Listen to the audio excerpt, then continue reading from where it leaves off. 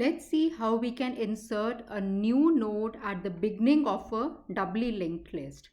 So this is our doubly linked list, and each node in this list has this definition. It contains a previous pointer, it contains, let's say, integer data, and it also contains a pointer to the next node. We are calling it the next.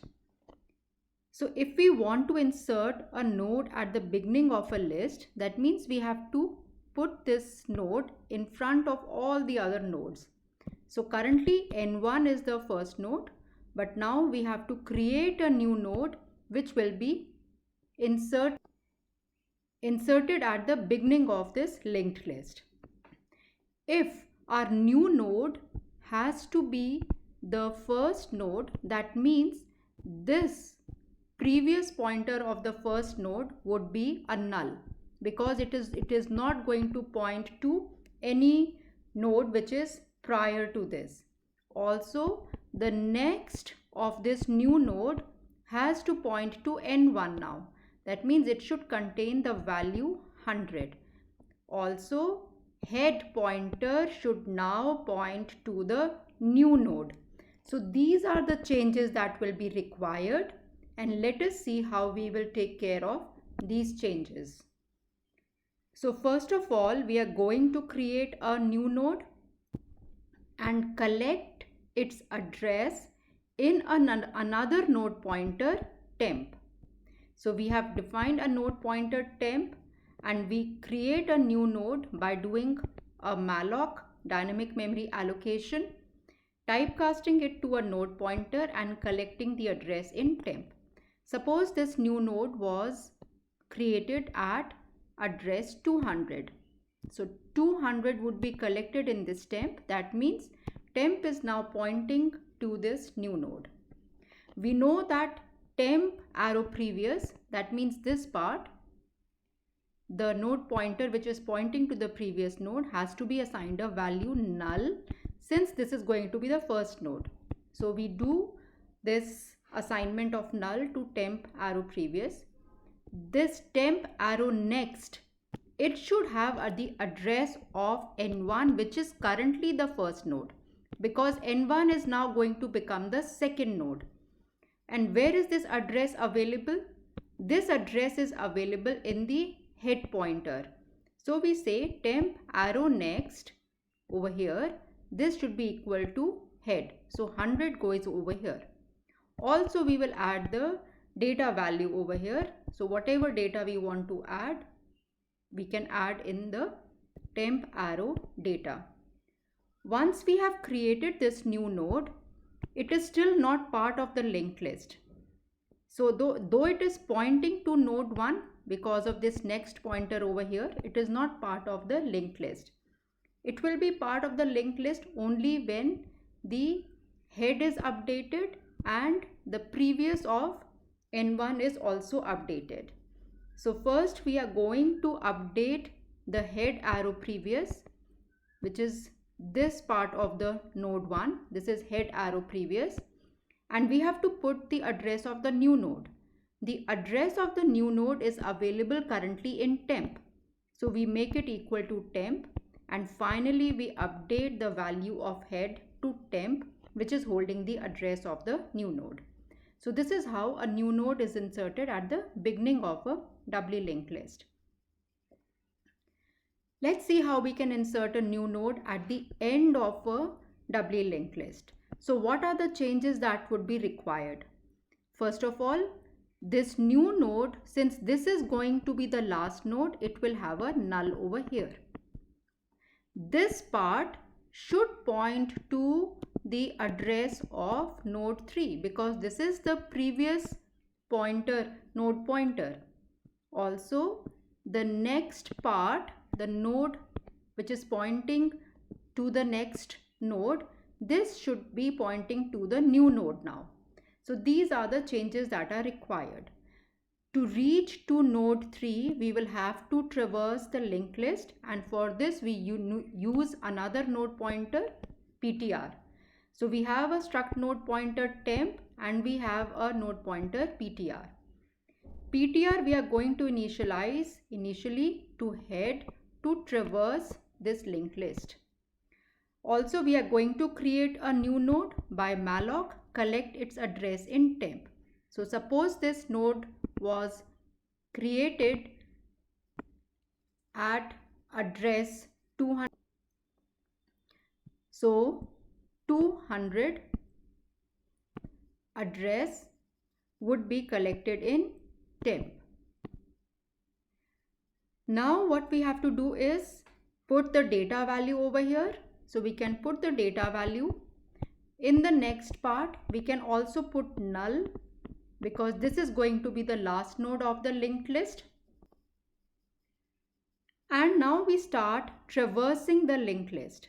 And you can check my earlier videos on how we traverse the linked list. We will keep on visiting each and every node till pointer arrow next becomes null. So as soon as the pointer is updated with the value of 130 after visiting each and every node and it reaches the last node, then we are going to come out of the loop. Please check my earlier videos for traversal of linked list. Once we have reached the last node, we have to update the value of pointer arrow next to point to the new node. The address of the new node is available in temp. So we make pointer arrow next equal to temp. And now we simply have to update the temp arrow previous value to point to the previous node, which is node 3. So we update temp arrow previous, which is to be equal to pointer. So 130 will go in this temp arrow previous. So in this way we have connected node 3 to the last node, which is going to be the new node in the linked list. As we can see that the complexity of this operation, since we have traversed the whole of linked list, would be order of n. What if we have to insert after a given node value? Suppose we say that we have to insert a new node after a node which has a value 25. That means this node should come over here. The new node should come over here.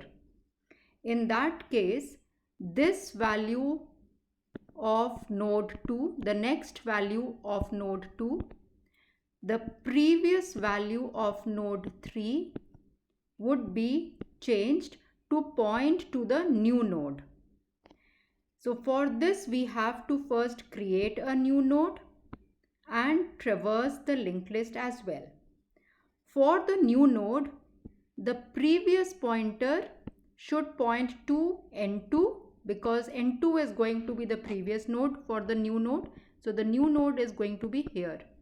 For the new node, N2 is going to be the previous node.